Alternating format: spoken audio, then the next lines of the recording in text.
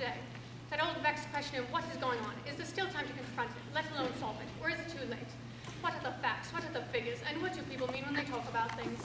We'll be examining the whole question of coughing and calling, swallowing and stalling, falling and mauling, falling and calling, crawling, swallowing, and zawing. Zawing. Is there a word, zawing? If there is, what does it mean? If there isn't, what does it mean? Perhaps both, maybe neither. What do I mean by the word mean? What do I mean by the word word? What do I mean by what do I mean? What do I do by mean? What do I mean by do? What do I do by do by do? And what do I do by wasting your time like this? In other news, last week the Royal Festival Hall saw the first performance of a new symphony by one of the world's leading modern composers, Arthur Jackson. We go now to an exclusive interview with him. Good evening, Mr. Jackson. Good evening. Now, may I just sidetrack for one moment, Mr. Jackson? This, what shall I call it, nickname of yours? Yes. Two Sheds. Now, how did you come by it? Well, I don't use it myself. It's just a few of my friends, they call me Two Sheds. I see. And you, in fact, have two sheds? No, I've only one shed. It's just, a while back I said I was thinking of getting another, and ever since people have called me Two Sheds. Despite the fact that you have only one? Yes. I see.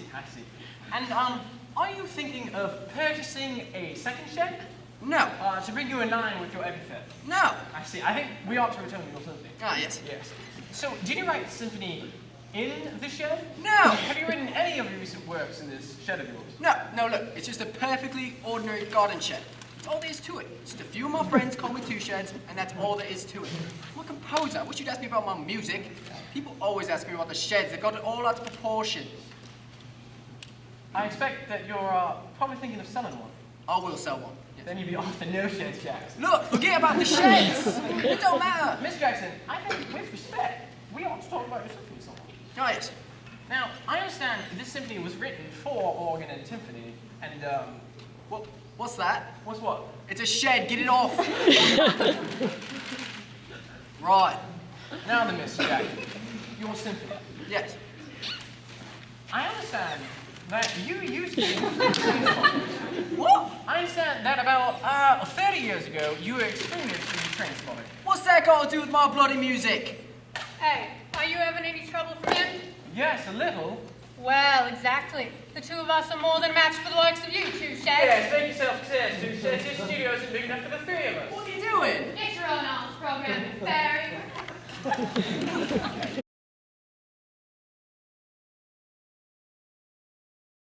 Look at the operation of the modern army. Come in.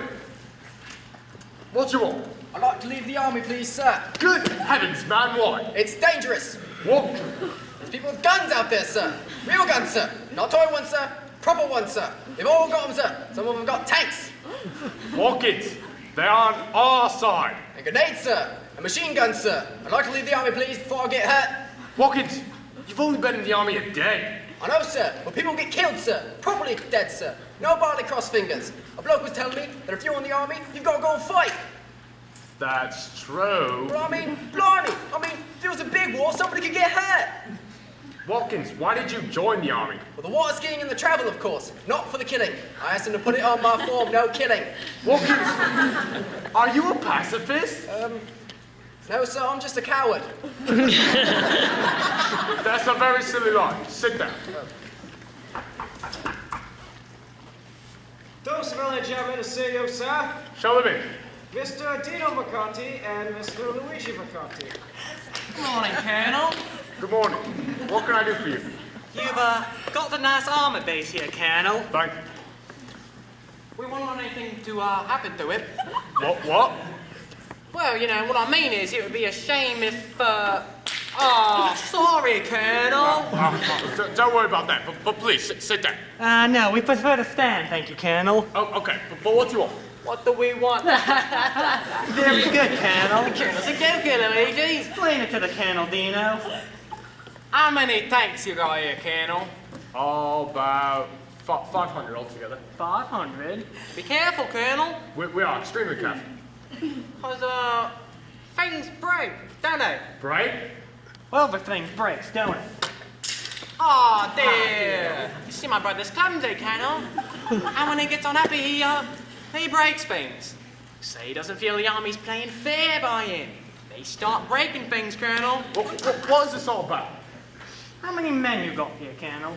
Oh, about 7,000 infantry, 600 artillery, and 2 divisions of paratroopers. Paratroopers, do you know? Be a shame if someone was to set fire to them. Set fire to them? Fire's happy, Colonel. Things burn. Look, what is this all about? Look, my brother and I got in a position for you, Colonel. Could save you a lot of bother. I mean, you're doing all right here, ain't you, Colonel?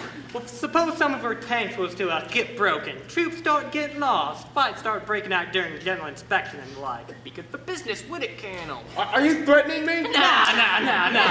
What made you think that, Colonel? Colonel doesn't think we're nice people, Luigi. We're your buddies, Colonel. We want to look after you. Look after me? Look, we can guarantee you that not a single armored division will get done over for 15 grand a week. No. 12 and 6. No. 8 and 6. No. 5 grand. No, this is silly. What's silly? No, the whole premise is silly. It's very badly written. You see, I'm a senior officer, and I haven't had a funny line yet, so I'm stopping. Sketch is over. You can't do that. No, I can do it. It's done. I'd like to leave the army. All right, sit down. Your sketch ended 5 minutes ago. It wasn't funny then. Moving on. It's only because you couldn't think of a punchline. Not true. The sketch is over. The audience is bored.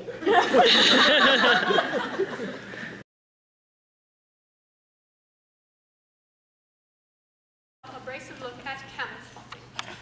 Hello, sir. Hello, Peter. Now tell me, what exactly are you doing? Well, I'm camel spotting. I'm spotting to see if there are any camels I can spot and put them down in my camel spotting book. I see. And how many camels have you spotted so far? Well, so far, Peter, up to this present moment, I've spotted nearly one. Nearly one. Call it none. Fine. And how long have you been here for? 3 years. So in 3 years you have spotted no camels. Yes, in only 3 years. I tell a lie, 4. Be fair, 5. I've been camel spotting for just 7 years. Of course, before that, I was a Yeti spotter. A Yeti spotter. Now that must have been extremely interesting. Oh, it was extremely interesting. Very, very quiet. It was dull. Dull. Oh, God, it was dull. Sitting in the water in the waiting room. Of course, once you've seen one Yeti, you've seen them all. And have you seen them all? Well, I've seen one. Well, a little one. A picture of it. I've heard about them. So, now, back to camel spotting. What do you do when you spot a camel? I take its number. Camels don't have numbers. Well, you gotta know where to look. They're on the engine next to the piston box. What? Of course, you gotta make sure it's not a dromedary, because if it's a dromedary, it goes in the dromedary book. And how do you tell the difference between if it's a camel and a dromedary? Well, a dromedary has bar hump, and a camel has buffet, refreshment car, and ticket collector. Mr. Stallworth, are you not in fact a train spotter? What? You're not in fact spot trains. Well, you're no fun anymore.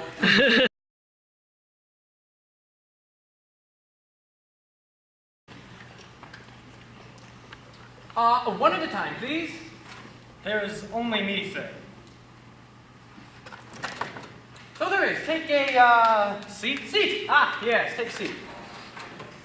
So, you want to join the mountaineering expedition, do you? Me, sir? Yes, you. Yes, I'd very much like to, sir. Jolly good. And, how about you? There is only me, sir. I am leading this expedition, and we are going to climb both peaks of Mount Kilimanjaro. I thought there was only one peak, sir. That'll save a bit of time, won't it? Jolly good. I'll tell you, the purpose of this year's expedition is to see if we can find any traces of last year's expedition. Last year's expedition. Yes, my brother was leading that. They were going to build a bridge between the two peaks.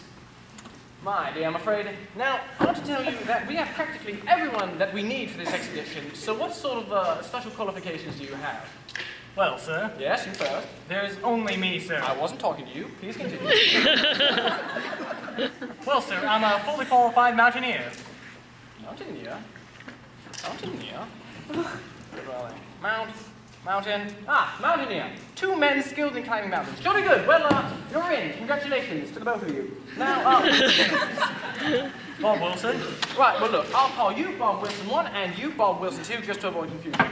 And will you actually be leading this expedition, sir? Yes, we will be leading this expedition to Africa. And what routes will you both be taking? Good question. Shall I? Jolly good. We'll be leaving on January the 22nd and taking the following routes. The 821s do parodies down the main roads near Purbright, avoiding leatherheads, and then taking the 821s all the way through Running. We go through Running to the north, we pass through Attica, taking the 823s, we take the south road out of Nairobi for about 12 miles, and then out. Does anybody speak Swahili, sir? Oh, I think most of them do down there. Does anybody in our party speak Swahili, sir? Well, Matron's got a smattering. Apart from the two matrons. God, I forgot about her. Apart from them, who else? Well, we got the Arthur Brown twins, two botanists named Machine, the William Johnston brothers. Two of them? No, four of them are parallel twins. Ken Spinoza quads, and of course, you two. Well, I'm afraid I shall not be joining this expedition, sir, as I have absolutely no confidence at all in anyone involved in it. Oh, you're no fun anymore.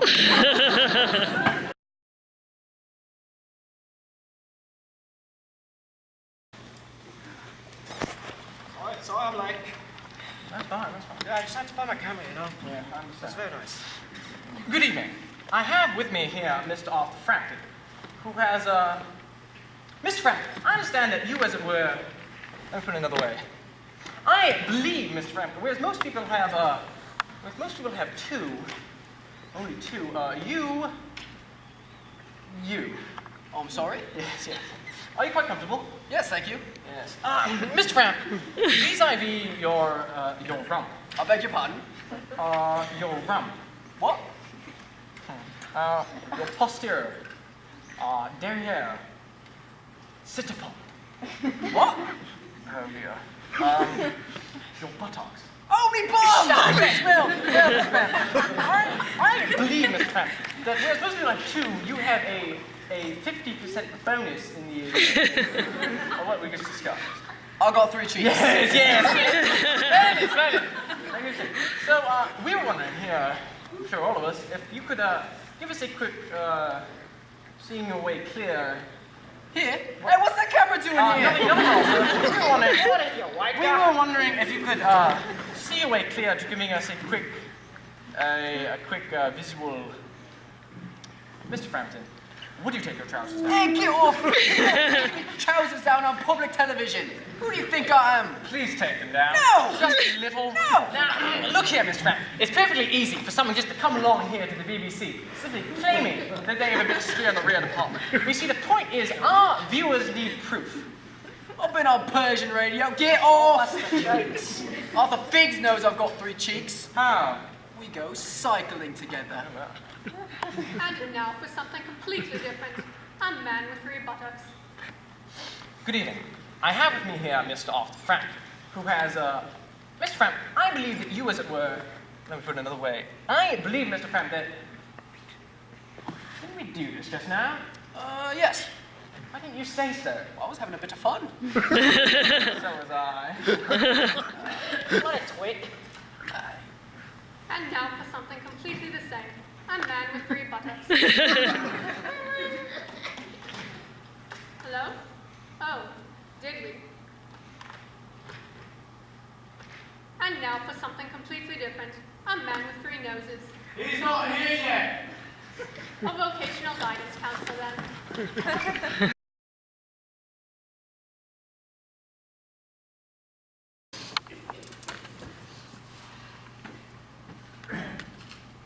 Mr. Anchovy, do sit down. Ah, yes, take the weight off the feet, eh? Yes. Lovely weather for this time of me, I must say. Enough of this silly banter. And now, Mr. Anchovy, you asked us to advise you on which jobs in life you were best suited for. That is correct, yes. Well, I have with me now the interview and aptitude tests, the results that is, that you took last week. And from them, we have built up a pretty clear picture of the sort of person that you are. And I think I can say without fear of contradiction that the ideal job for you is chartered accountancy. But I am a chartered accountant. Jolly good. Well, back to the odds with you then. Yes. No.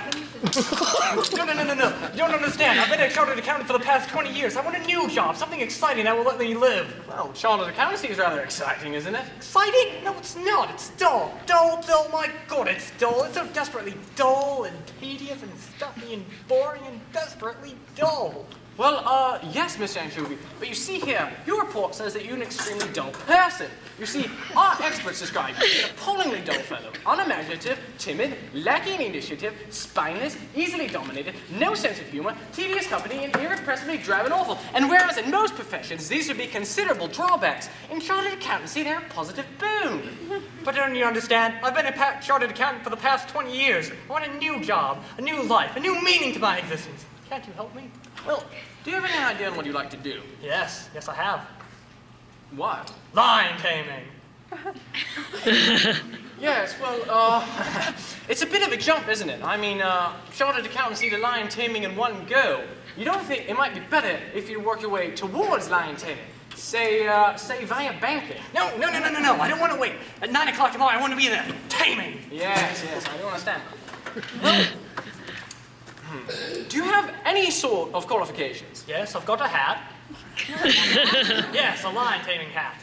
And it says lion tamer on it in great big neon letters, so then it lights up so you can wear it after dark when they're less struck. Yes, I see. And you can switch it off during the day, claim reasonable wear and tear under liable professional expenses. Yes, I do follow, Mr. Anchovy, but you see, the snag is, if I go up to that telephone and call Mr. Chipperfield and say to him, look here, I've got a 45-year-old chartered accountant who wants to become a lion tamer, his first question is not going to be, does he have his own hat? He is going to ask what sort of experience you've had with lions. Well, I see him at the zoo. Good.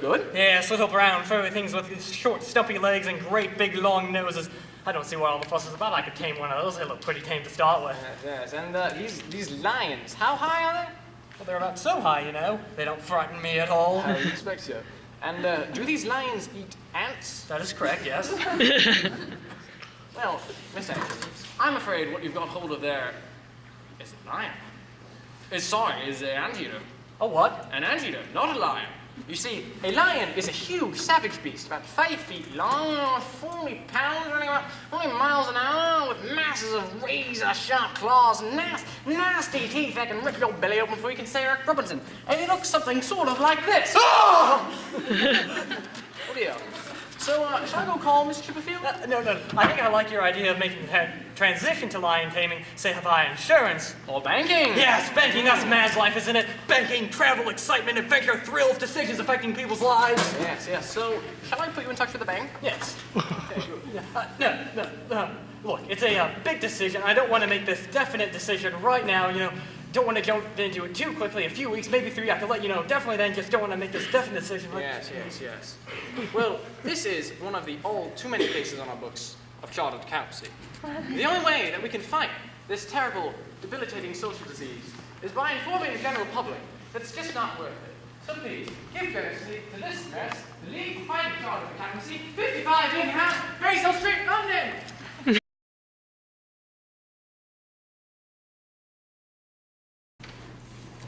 Now then, members of the board, I have great pleasure announcing that owing to a cutback on surplus expenditure of 12 million Canadian dollars, plus a refund of 7.5 million Deutschmarks from the Swiss branch, in addition, adding to the debenture preference stock of 3.75 million to the director's reserve currency account of 7.5 million, plus a surplus upward expenditure of 11,000 lira due to rise in capital investment of 10 million pounds.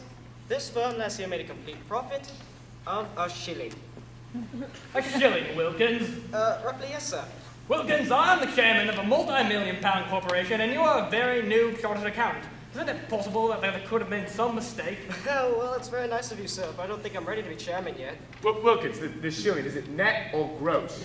It's British, sir. Yes, has tax been paid on it? Yes, sir, this is after income tax. Due to the rigorous bite of tax, 5 pence of a further 6 pence was swallowed up in tax. 5 pence of a further 6 pence? That's right, sir. 5 pence of a further 6 pence? Roughly, yes, sir. Then where is the other penny? Wilkins, this makes you a penny short. Where is it? Wilkins?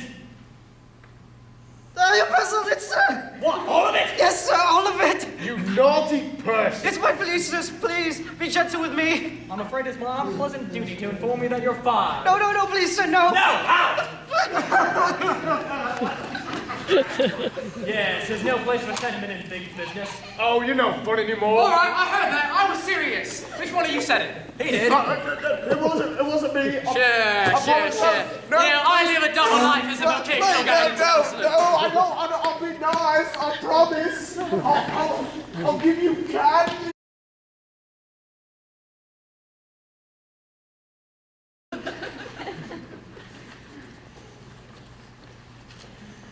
Morning.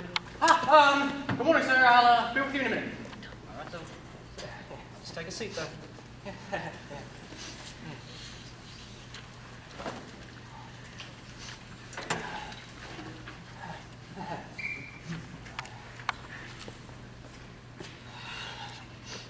How would you like it, sir? Just an ordinary short back and sides, please. How do you do that? Well, it's just a short back and sides. It's not a razor cut. Razor cut, blood spurt, artery murder! Oh. Thank God. It's just, scissors. Yes, of course. Yeah. Look, you wouldn't rather just have it combed, would you, sir? I beg your pardon? Look, you wouldn't rather just forget all about it? No, I would like to have it cut. Cut, blood spurt, artery murder, he's not psycho! Yes, of course. I'll get everything ready. In the meantime, perhaps you could fill out one of these, sir. Ah, yes. Thank you.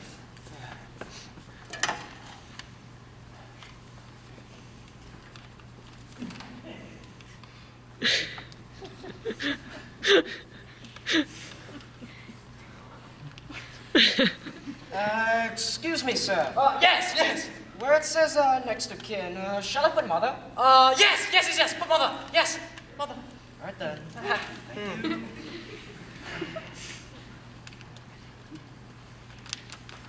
Alrighty then, it's ready.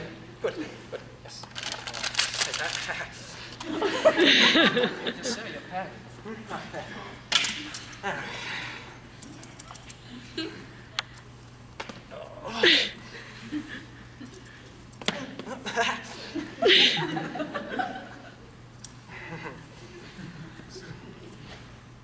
There, I finished. What? I finished cutting your hair, sir. It's all done. You haven't started cutting it. I did it very quickly, Your Honor. Sir! Look here, old fella. I know when a chap's cut my hair and when he hasn't. So you please stop fooling around and get on with it. Yes. I'm gonna start cutting your hair, sir. I'm gonna start cutting your hair immediately. I'm gonna start cutting your hair now. Nice day, sir. Yes, the flowers could do with a drop in though, eh? Did you see the match last night, sir? Yes, it was a good game, I thought. I thought Hurst played well, sir. I beg your pardon. I thought Hurst played well, sir. Oh, yes. He was the only one who did, though. Can you put your head down a little, sir? Oh, sorry. I prefer to watch Palace nowadays.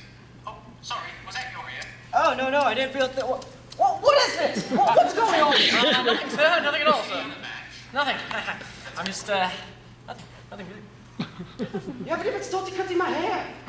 It's exactly the same as when I came in. You see this? It's a spike. I think it looks. It's all the time. I think it looks very nice. All right. I confess, I haven't cut your hair. I hate cutting hair. I have this terrible, uncontrollable fear whenever I see hair being cut. That's When I was a kid, I used to hate the sight of it. My mother said I was a fool. She said the only way to cure it was to become a barber. So I spent 5 ghastly years in a hairdresser's training center in Johns. Can you imagine what it's like cutting the same head for 5 years? I didn't want to be a barber anyway. I wanted to be a lumberjack. Leaping from tree to tree as they float down the mighty rivers of British Columbia. The large, the fair, the mighty Scots pine. With my best girlie at my side, we sing.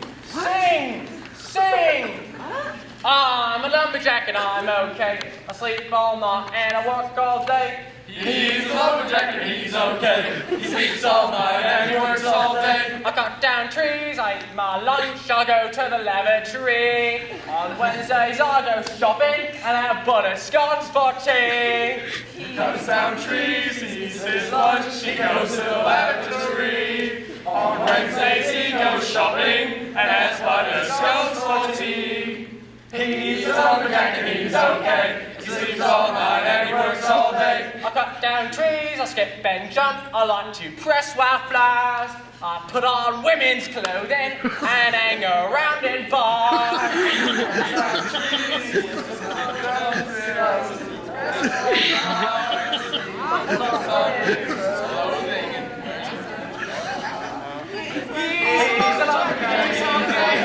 He sleeps all night and he works all day. I cut down trees, I wear high heels, suspenders and a bra. I wake up early, just like my dear mama.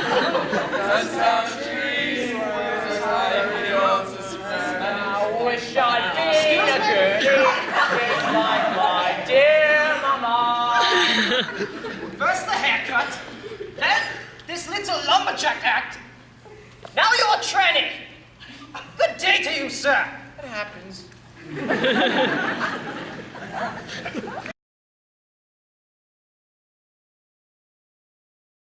Possible terms about the letter which you have just broadcast, and the song about the lumberjack.